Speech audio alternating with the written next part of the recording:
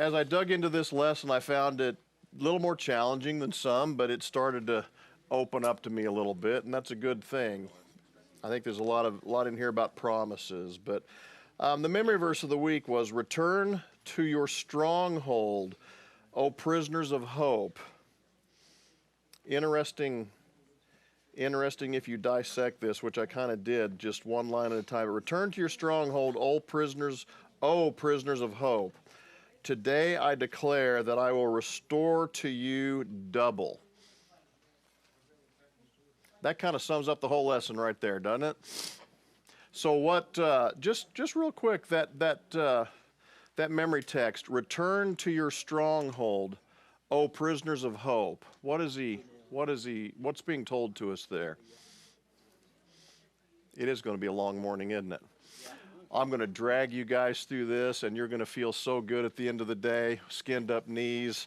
And my definition, stronghold is Jesus. Stronghold is Jesus. I like that. Return to your stronghold, O prisoners of hope. Ron says his definition is Jesus, and I have no argument against that. I wish I did, but I can't argue with Ron this morning. So look at it that way. Return to Jesus. Return to your foundation. Return to Jesus. O prisoners of hope. What is O prisoners of hope? Who are the prisoners of hope? Yep, Us. Specifically, they're referencing who in this verse, in those days? What are we studying? Israelites, yeah. I think what I'm going to do is I'm going to sit down and I'm going to have Ron come up here because he's obviously the only one that studied. I'm very disappointed in everyone this morning. I'm just saying. He don't give nobody a chance to answer. So what I'm going to do is start ignoring. I'm going to look right at you every time I ask a question. Oh, joy. No, this is good. So return to Christ. Prisoners of hope. Prisoner of hope. That's actually interesting and good. I've read it before because I've read my Bible a couple times through, but obviously that one verse didn't stick with me and resonate through all of them. Prisoners of hope being the children of Israel at these times. What are the lessons for? The lessons are to take biblical examples and bring us into them. What's the point of the Bible if we can't reference that for our days today? Go ahead, Ron. What if we don't have hope? If we don't have hope, we have nothing, Yeah, right? I was going to say that. Yeah, we are prisoners of hope because that's the only thing that keeps me going. That's the only thing that keeps you going. It's knowing that there's a light at the end of the tunnel. Is a prisoner typically a good thing? When you think of someone that's a prisoner, that's typically a negative thing. This is where I stumbled up while I was studying this week. And then it occurred to me, I don't know, Thursday maybe, it's like, wait a minute, prisoner. And this is a silly reference, okay? But I thought of something I heard, I think, in a movie, probably in the 80s, I don't know, Prisoner of Love. Is that a bad thing? Oh, it could be. Thanks, Joe. But it occurred to me there's other avenues towards a prisoner is just captive, right? So return to God those who are captive of hope. If hope has you enclosed, if you're what did the children of Israel have all the time if their hearts were focused on Christ? This should be an easy question because we're just talking about it, right? But what was with them always? It wasn't the promised land. God was with them always. I'm going to talk about that. Go ahead. Well, they had that visible presence by day and the pillar of fire. The cloud and then the pillar of fire, day and night. And this constantly blows me away. I've talked about this almost every week that I've been up here, I think. To have these direct physical references in front of them constantly and still question and doubt God just completely amazes me, because I know I would be way different, right? And you guys would. I don't know what was up with them, but go ahead. They also had the Ark of the Covenant with them. Interesting. Which, that was no small feat either, right? God with us, basically. Yeah. They had God with them, and this all should have given them, what's the H word we're talking about? Ultimate hope. Ultimate hope. Okay, that's even better, even bigger. Ultimate hope. And so, prisoners of hope, if anything, let's put them in a group of God-fearing, God-loving, God-trusting people. They should have been steeped in hope constantly because of everything that had happened to them. We know they stumbled once or twice here and there on the journey, on that 40-day journey that took 40 years. We get that. But they should have been just completely enclosed in hope. Go ahead, Tony. Well, yeah, okay. Were the Israelites prisoners of the land? I got a question. Well, they certainly couldn't escape the land because of their actions, but do you want to expand on that, or is that just a question you're throwing out there? That's a question. Were the prisoners, were the Israelites prisoners of the land? They couldn't escape the land. I guess they were. Not without God, they couldn't. What happened? Go ahead, Joe. I'm getting ready to go down a path here. The context of time here. Zechariah is writing, I believe it says, in the second year of Darius. So this is about the time that the 70 years are up. Israel is supposed to be going, Judah is supposed to be going back to Jerusalem. Yeah. And we know that didn't work initially. I mean, there were very few that went. It wasn't until Nehemiah came along and got the declaration that we declare as where our prophecy series starts. But people needed to be encouraged, and Zechariah here is being used as a mouthpiece for God. Yeah. And it's like, and I don't know, and I'm not going to try to say the words of it. Throughout this lesson, it kept reminding me, there's a hymn that we don't sing. It's called Heirs of the Kingdom. And why would you wander? And this is the message of Zechariah. And this is the message to us. And I'm going to throw this in. Zechariah 14 is really interesting because from my study, it actually comes at the end of the millennium. This Mount of Olives splitting and turning into a wide plain. Mm-hmm. That's where the New Jerusalem is going to come down. Go ahead, Ron. You said something I want to come back to, though. Go ahead. You know, when I look at those prisoners of hope, hope of what? Yeah. Well, okay, answer that. Ron says prisoners of hope, hope of what? I think it's in his promises. He promises to come back. He promises salvation. He promises the Holy Spirit. He's given me 3,573 promises in the Bible. And I need to claim them. Compare and contrast what he was promising them then and what he's promising us today. What was he promising them then? A Savior. Well, yeah, the children of Israel were promised a land of what? Milk and honey. Milk and honey. Basically, go ahead. The children of Israel, part of their problem was they were prisoners of their own stubbornness. You take that back. They believed. Because I'm comparing them to us, so you be careful what you say about us today, but go ahead. Every time they were shown how much, if it wasn't done the way they wanted it, then they got, hey, wait a minute, you're not doing it the way we want it. How could somebody witness all of this constantly and still question God? That's beyond my belief. Because they were still learning. What's that? They were still learning. They were. They didn't have all the resources and stuff we have today. We get to look back and see that. They didn't. They had to look forward, and a lot of them couldn't do that.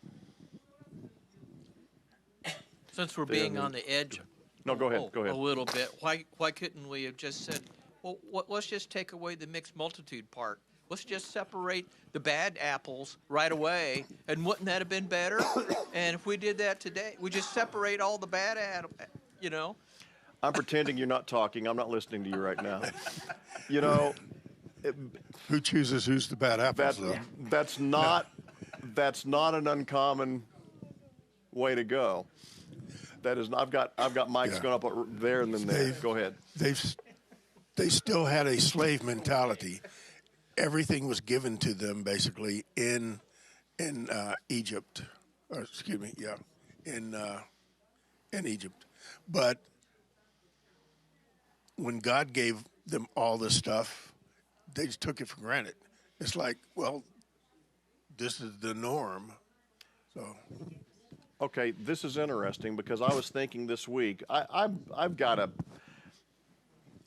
a little weirded out about all the socialism, communism that 20% of the population of the United States seems to embrace. And I compared that to this. Don't worry, I'm not going down a political path here, okay? Because it would be a difficult one to traverse here. But if you are handed, it occurred to me, they had been handed everything.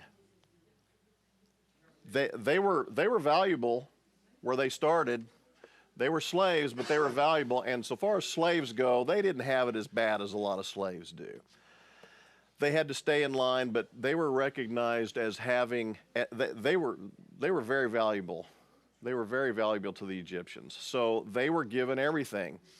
It was a kept state. They were slaves, but they were given some leeway that a lot of folks didn't. But they were given everything as long as they did their slave duties, right? So basically, they were heavily subsidized, funded, taken care of. And now they've shifted into this trek with God, and what was happening? They were still being given everything they needed. This is where I've been able, just this week, I've been able to slightly reconcile this whole thing about they keep getting things from God. Why do they not see these?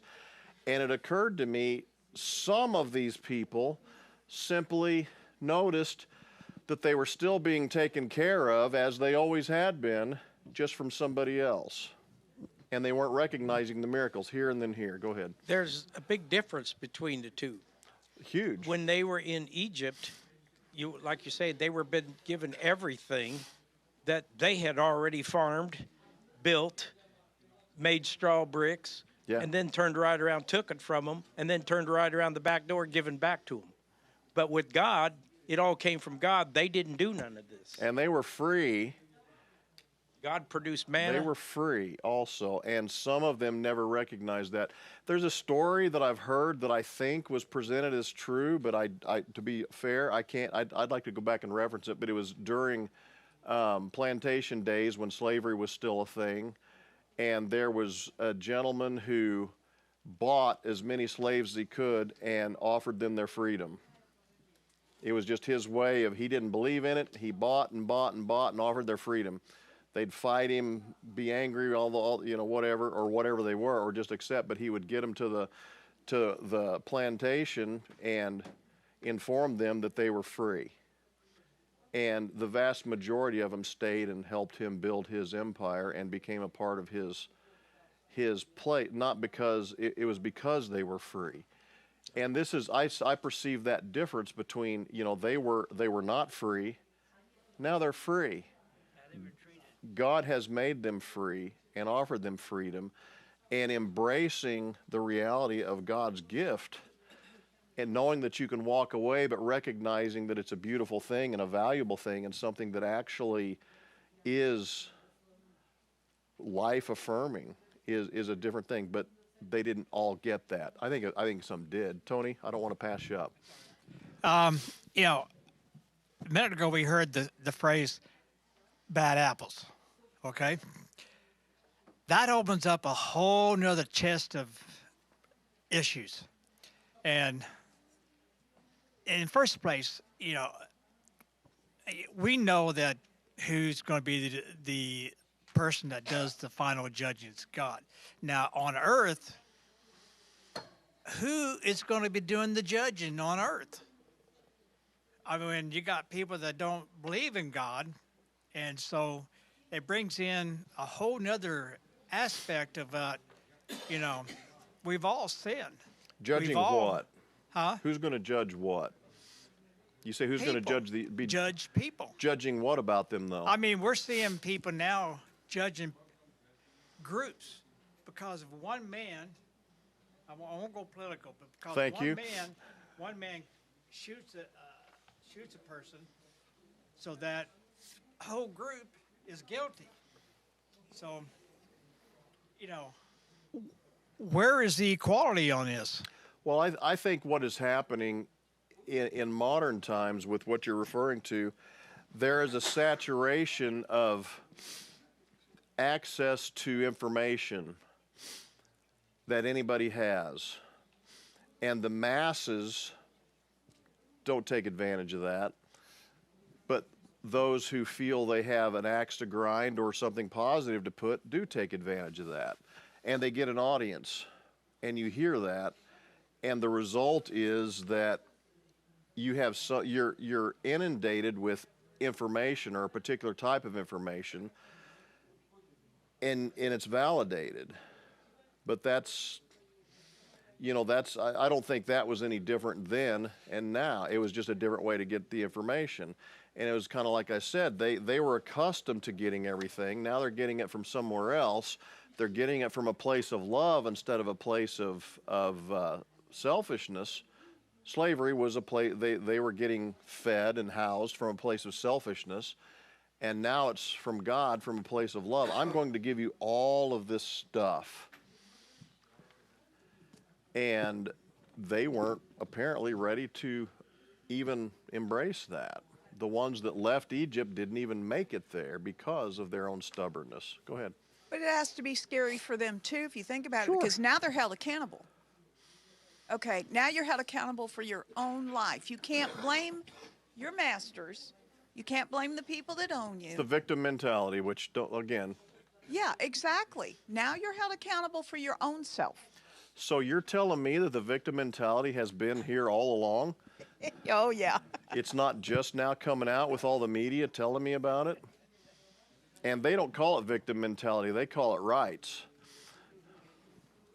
But still, so the point is, compare and contrast then versus now, there is no difference. But if it's important then to be the victim and not follow God's will in your life, it's the same results as today.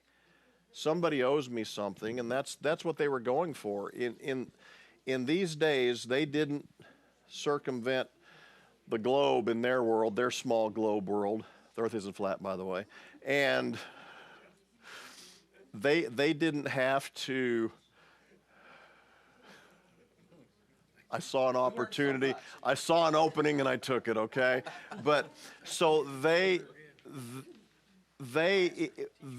world that they knew, they either felt like it was a blessing and a gift and there was something they should offer thanks and work to God, or they should kick back and expect that they should be handed everything for nothing. And those who saw themselves as victims then reap the same benefits as those who see themselves as victims today.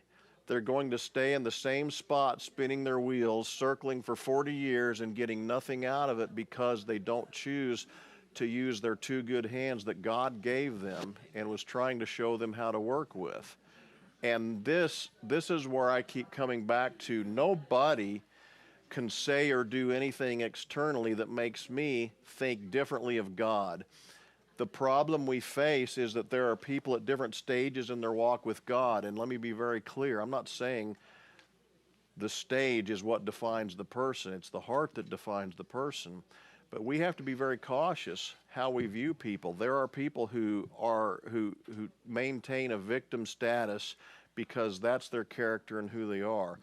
There are people who are simply seeking Christ and just getting to know Christ, and we have to understand how to distinguish the difference. And the only way we're going to know is if we study and we know God ourselves. Because there are people who come to church who give, and there are people who come to church to receive. If you come to church to see and be seen, you might as well not come to church. But there are people who need to receive, and there are people who need to give, and they are facing the same thing here. And there are victims everywhere. I'm not going to put down our church. There's victims everywhere. And I'm talking people who consider themselves victims, not people who have been victimized, because I'll guarantee you everybody in here has been victimized. But if you're not a victim, then you're going to strive to be beyond that. I've got here and here. Go ahead, Ron. Well, in Psalms and Proverbs, it talks about the man who doesn't work doesn't eat. And this is true because when Governor Bradford started back in the 1600s, and he founded the colonies here, they had a storehouse, and everybody put everything in the storehouse, and then if you need anything in the winter, you went to get it out. Except what he noticed after a couple of years, the people who put in the least took out the most. Took out the most, yeah. So that's when we actually started on a communism type economy, because that's what that was. Yeah. And then he said, here's your piece of ground and here's your piece of ground, live by it or die by it. And that's what it takes mentality of people to realize. So if you If didn't somebody's get not that, going to feed me, I got to work. if you didn't get that, Ron is referencing a time when he helped Governor Bradford set up this establishment. No, I'm kidding. It was in the 1600s. So go ahead. Couple of things. First of all, I guess we could call this the mystery of iniquity for what their reasonings were and disbeliefs were. We're not really going to figure it all out. But except for one thing that's in common both then and now, we're all bad apples. Yeah. Jesus died That's a good because point. the barrel is full of rotten apples, so there's nobody here that can sort it out. All right? And then third, Jesus is our hope, and God back then there was trying to show them where their hope was through the things that he did for them and all of the statutes and the commandments, because they all pointed toward the Lamb of God who takes away the sin of the world. Had they embraced that, I think they would have had an opportunity to enter the promised land a lot sooner, wouldn't they? Absolutely. And let me ask this, in reference to their time and our time both, I challenge you to prove me wrong. I'm serious. This isn't a joke. I'm curious. I do not know one single person who considers themselves a victim who seeks Christ daily, regularly, with an open, pure heart. And I'm not throwing the judgment thing. I don't tiptoe around the judgment thing of how somebody appears to who they are in their heart. But there are people who do profess to not know God, who don't play victim. I'm not saying it's wrapped up in Christianity, but I will say that I am not aware of anybody who truly seeks God and God's will in their life who embraces victimization as a part of their existence.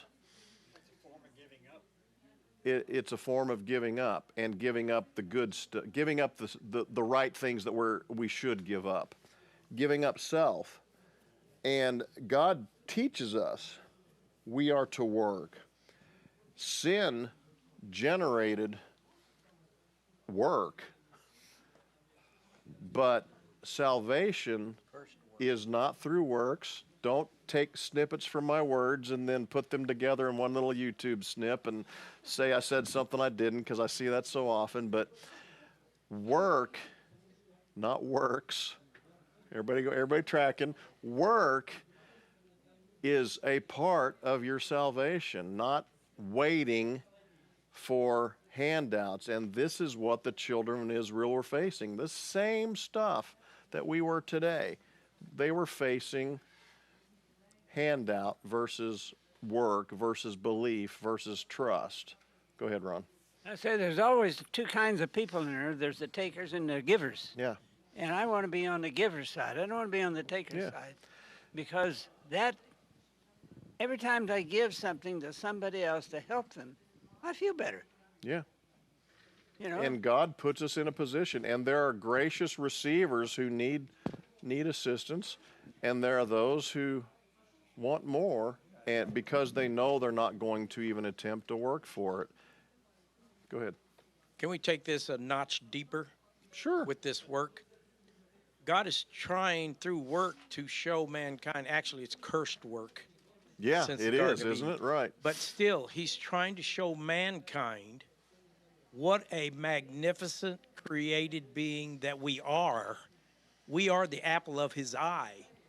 And when you don't look at yourself, not arrogantly, Yeah. but when you look at yourself that I'm a created creature of this magnificent God, you know, I'm special.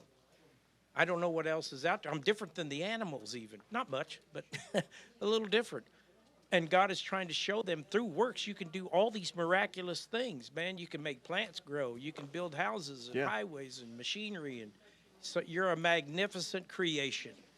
And through work, I would always hope that that would bring that out, our understanding that would bring this out, that we're actually very special to God. You said something interesting, but, and I'm going to not reference it directly, I'm going to indirectly, but so who in this room and who on earth has not been blessed with a specific talent by God that they can use for themselves and for society?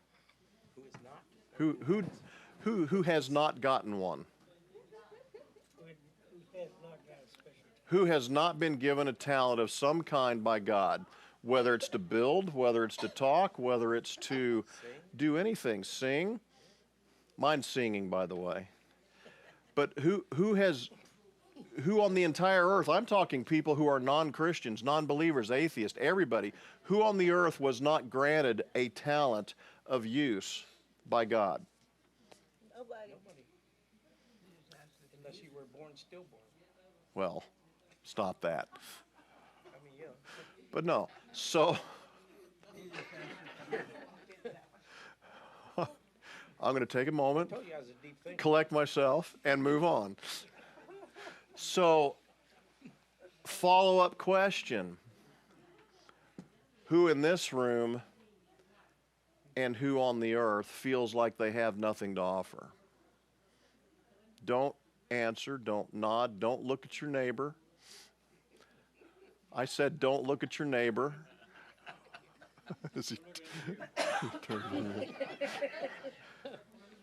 This is something to consider. I believe 100%.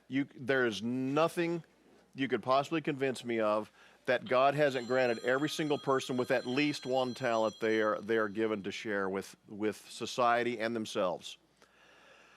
Everybody has given something. Nobody was put on this earth to walk around gloomy and even sacrificial. My whole day, my whole life consists of helping other people, and there's nothing else to do. There's no time for me, but I'm doing God's work because I'm going to go pick up some meals. I'm going to go hand them out. I'm going to go home. I'm going to pray.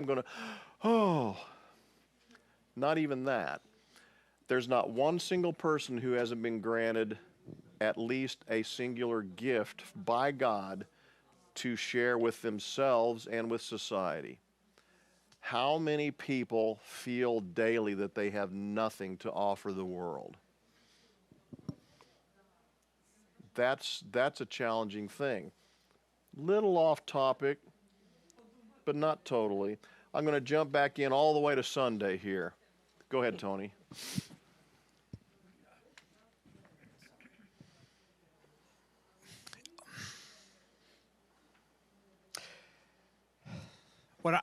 Back in 2000, when I decided where I was working at to fight the company and stuff and get my Sabbath privileges and stuff, and I won the issue. It was hard, but I won it. I got my Sabbath. And, as time went on, I knew that I was getting a benefit. And, but I started seeing other people that were around me that, like when they buy pizza, they knew I didn't eat pork. So everything was sausage and pepperoni? Well, no, they made sure there was pizza there that didn't have pork on it. Fair, yeah. They didn't tell the dirty, bad jokes around me. And I wasn't preaching to them about this. I was just standing up for the They Sabbath. just knew. But the thing is, every one of us our lifestyle, we affect others. We affect others. Yeah. And yeah, I didn't ask who's supposed to go out there and talk to people and pull them aside.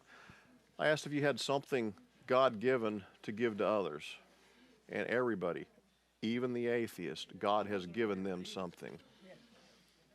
So here on Sunday's lesson, interesting question. At first, I'll be honest, when I read it Sunday, wasn't that impressed. And as I went on through the lesson, it came back to me. I'm going to ask, so the very first question it says, what were the consequences of the fall?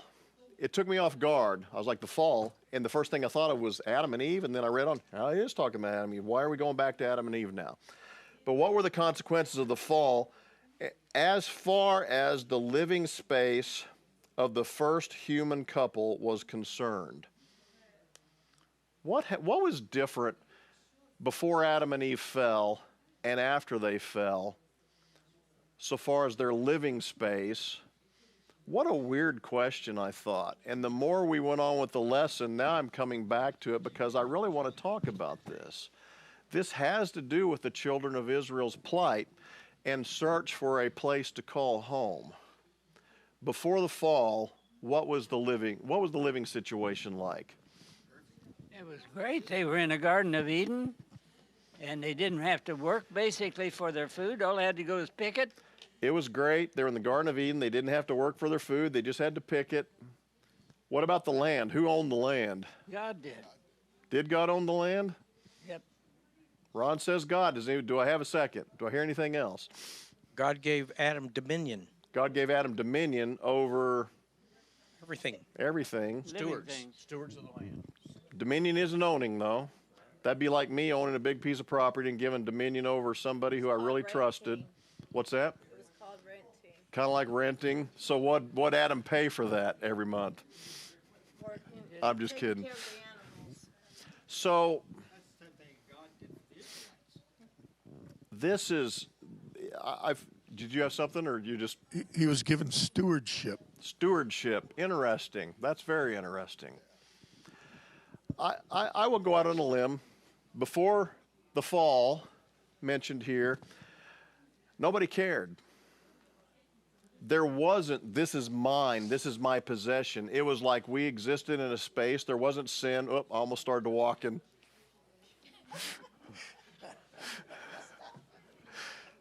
I pace when I talk. This is a very challenging thing for me. So they had space. They shared space. And I cannot think of one single reference on this earth since the fall, which is all we really know, since the dawn of time, there has been a ownership scenario. Now, people talk about the Native Americans who said they couldn't own the land, this and that, and there's a whole argument against that concept because it wasn't a matter of them even possessing. But so let's not go down that path, please. But everybody has a possession, an ownership sunk into their mind about things on this earth. I'm not saying it's wrong, okay? We're not going there. But before the fall, everybody was in line to live in the same space, and it wouldn't have even been a consideration. That's my spot. Why are you standing on my spot? What are you doing in my garden? This section is my garden. The fig area, that's mine. You go over there where the snake is, that's your spot. Mine is the fig garden. You can have the oranges. There was none of that. Go ahead. They walked with God every day. They didn't, that wasn't even in the realm of thinking to do that. This is mine stuff, because they knew who it belonged to because they talked to him every day.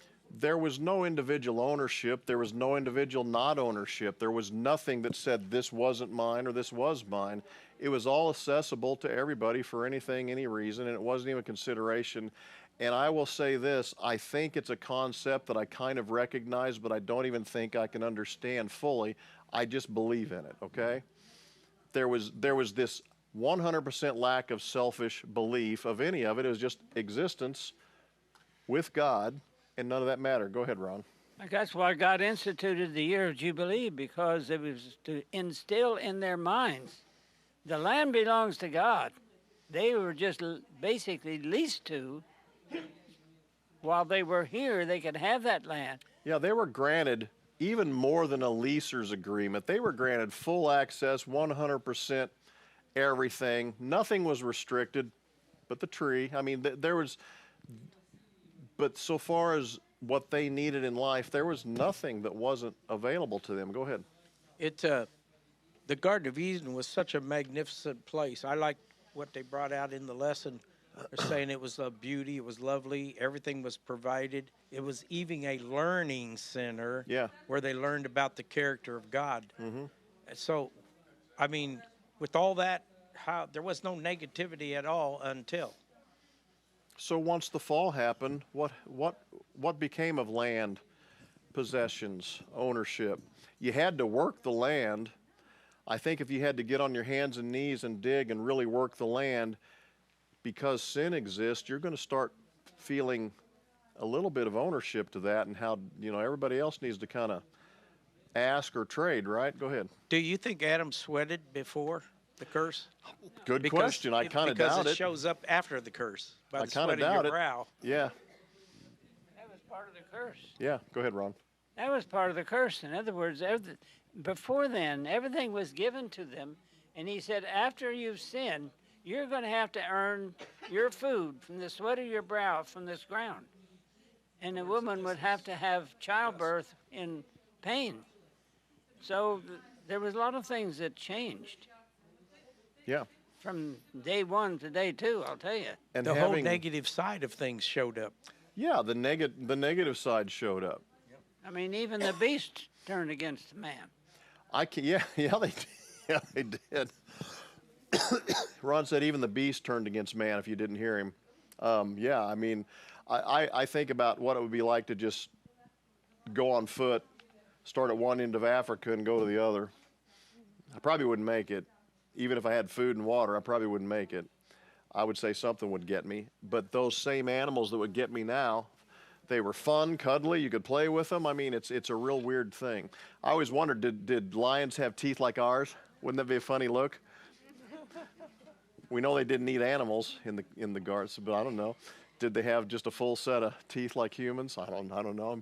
Curious comedy, really. I don't care, but I am curious. No mosquitoes would be nice, or at least they wouldn't bite. Maybe they'd be this big and beautiful. They're this big in Minnesota, but they're not beautiful. They'll actually untie and steal your shoes if you fall asleep in Minnesota. Mosquitoes will take your shoes and they'll sell them on the black market. It's really weird, but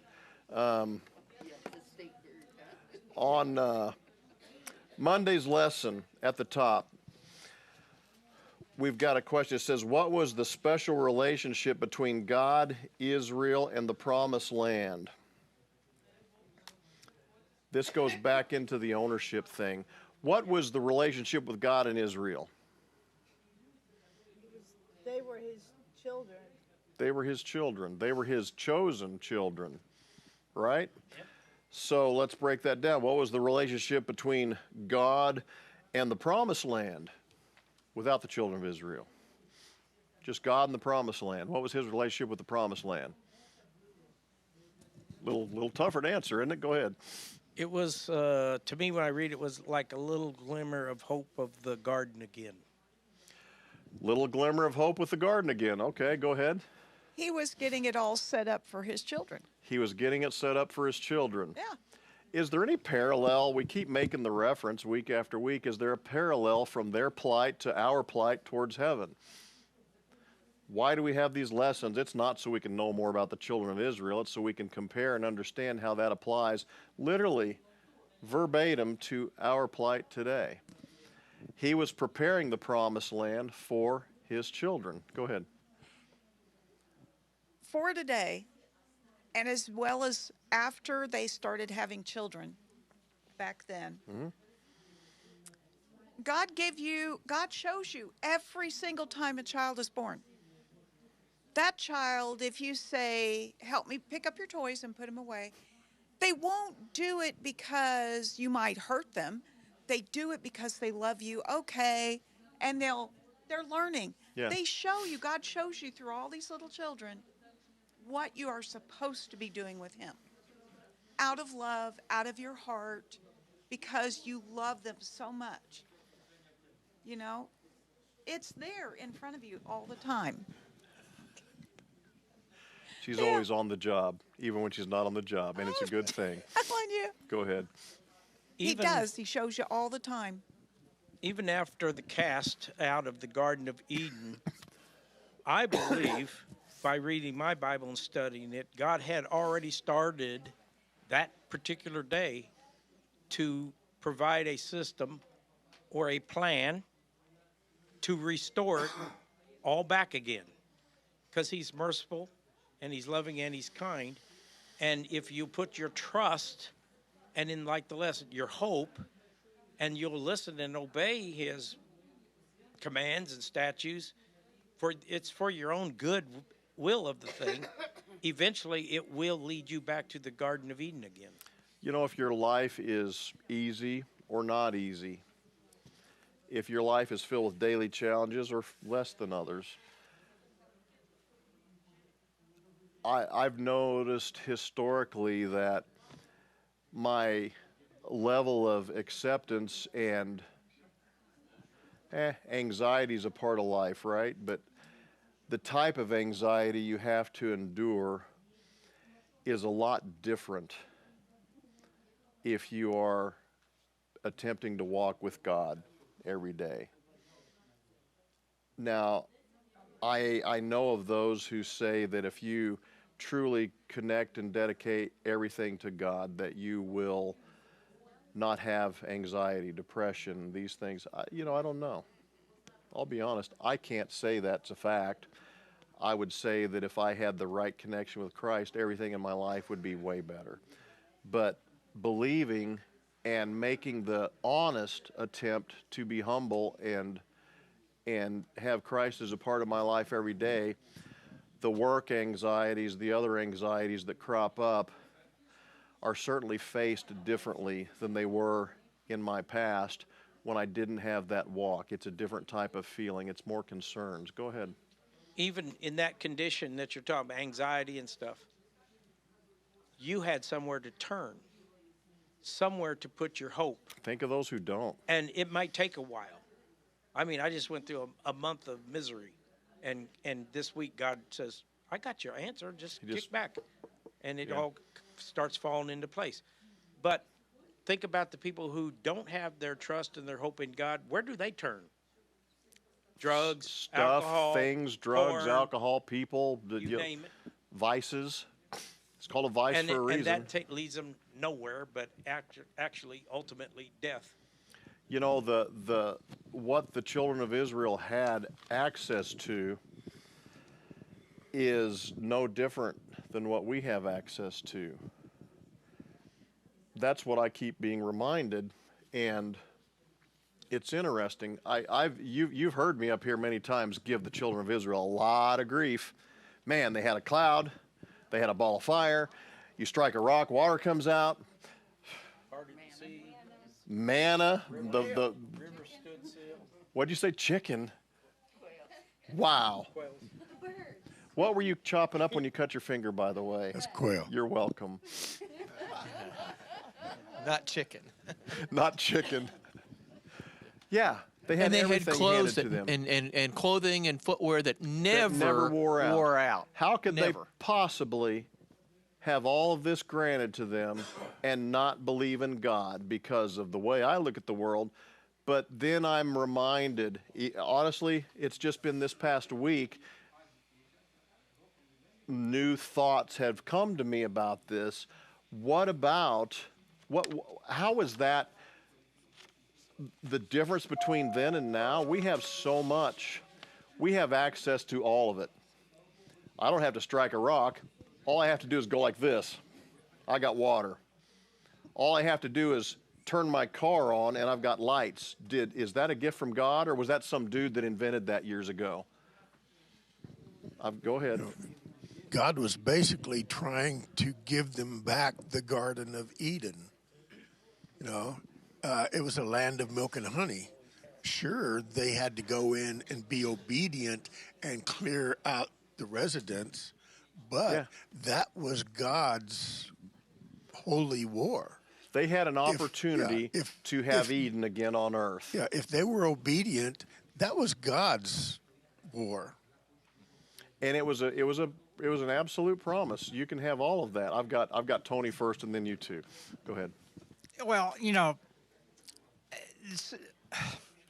when you got, let's say you got an individual who has everything given to him, has to work for it, doesn't have to work for it, versus an individual, the same person or a different person, that has to work for it to get what he needs to live.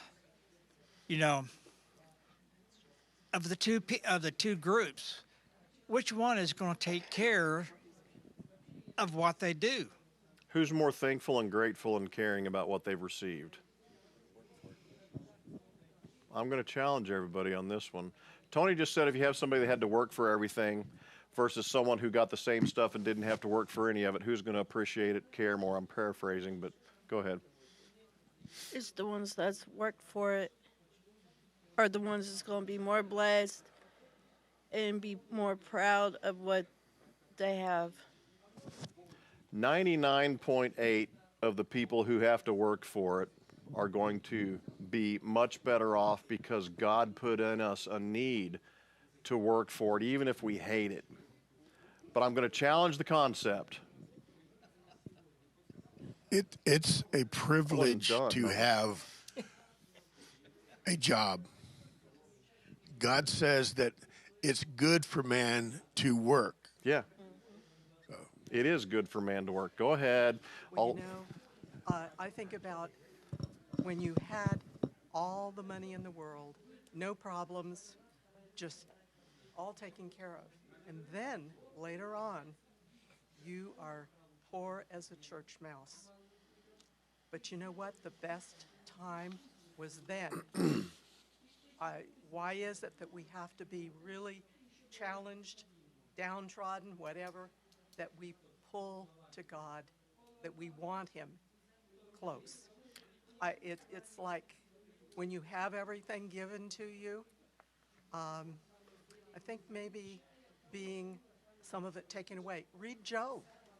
He Job had is everything, my classic and it example of all everything. got taken away and yet got rebuilded.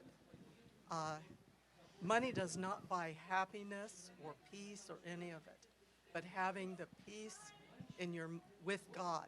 When you have God in your heart, maybe you have challenges, because we all do, but somehow or other those challenges don't seem to be so difficult to handle. Yeah. So, children of Israel, you've got those who had to work for it. People have stuff given to them. The ones who work for it, we've just established that they are going to be more appreciative. I was getting ready to challenge that, but there's so many hands going up. Go ahead. Well, that's why God said, when you are in the land and you have all this stuff, don't forget who gave it to you. Don't forget where you came from. You're headed there. Yeah. Go ahead. Me? Okay. Yeah. Well, the promise was go take it. I mean, what else did he say? Nothing will get in your way. I'm telling you to just go. Yeah, I'm not going to give you that land of milk and honey, but you need to go take it. They need to step forward like we need to step forward in faith. So step out, step forward, right? Yeah. So since that was the second bell, that was the first bell, right? That was the second bell. I know. I'm going to make my point. The hard work builds the character that makes you appreciate God. It is not the work, but it's directly work adjacent because you worked with and for God.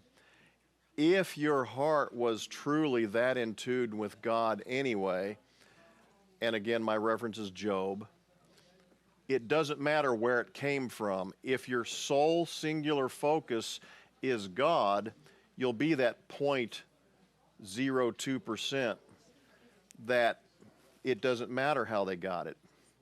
But God knew that we had to, in a sinful world, work as humans to be able to establish value in our minds and hearts to get there. And that's what he was trying to do with the children of Israel, who continued to have to work, but also should have seen and accepted the value that God kept bringing to them day after day after day. Go ahead, I'll let you wrap it up. From what I see is God is saying, okay, you've got all these good times. I'm here with you. Okay? Then the stuff is taken away, and God says, I'm here. Where are you at? Yeah. And that is with us. It's with me every day. I did all this. Where are you at? Come on. Come on, Frank. Let's go. Let's go. Come on. All right. So we didn't even almost finish it. Actually, this is a very good class. Thank you guys for participating. Let's have a quick prayer. Father, we ask that you will work in our hearts, send your Holy Spirit. We ask that we all recognize the only value comes from knowing you, Father. In Jesus' name we pray, amen. Greetings, everyone. I'm Pastor Jerry Duvall, and today I am filled with gratitude and I'm filled with excitement as I share with you this incredible journey that our church has embarked upon. God has given us a vision to expand our ministry, not just locally, but globally as well, transforming lives through the projects and programs that He's given us. These initiatives have already made a meaningful impact on many lives, many individuals, and I am thrilled to invite you to be part of this mission as well. We're embarking on an inspirational journey to build a new church home that will expand our ability to fulfill God's mission. This building will include a larger worship space, dedicated children areas, multi-purpose rooms for community programs, a recording room to enhance our online ministry, and a community hub for building relationships locally. This project will be welcoming, empowering, an environment for all. The Youth Rise Church meets every Saturday night to connect with teens and young adults through music, games, and testimonies, providing a safe and engaging way to worship God and to build meaningful relationships. We aim to expand this vibrant ministry to reach more youth and empower them to grow in faith. Our NixaBibleStudy.com is an online platform where people seeking answers can find truth and build a deeper relationship with God. We provide prophetic series and resources like the Sanctuary series to help guide individuals in their spiritual journey. With your support, we can develop more series and expand this ministry to reach even more people. Our refugee program is dedicated to helping Ukrainian refugees resettle successfully by providing driver's license training, bank and insurance classes. And these services empower them to rebuild their lives with hope and stability. We're reaching out to you today because we need your support to continue these impactful ministries and programs. Your generous financial contributions will directly help us complete the new church building and create a welcoming environment for everyone. Expand our Rise Church to engage more youth with the love of Christ. Grow our NixaBibleStudy.com to deliver more life-changing biblical content. Provide personalized assistance to our refugees, giving them the skills to become self-sufficient. In addition to the support, we also welcome you to actively participate in these projects. Serve as a volunteer. Offer your expertise or become an advocate for our mission within the community. Together, let's create a space where faith can flourish and where God's love reaches those who need it most. There are several ways that you can support us. 1, please pray for our mission. 2, visit us online while subscribing to our social media and support us there. 3, if you would like to donate, please follow the link in the description. I really want to take the time to thank you for becoming part of our mission and making it your mission as well. And as we move through this mission, we ask that you share us, that you move us, that you would take wherever you are at in this world and, well, reach out and touch somebody, point them in our direction so that they can find God. Lead each one in your own community as well. I want to thank you again for all your contributions and your time. God bless.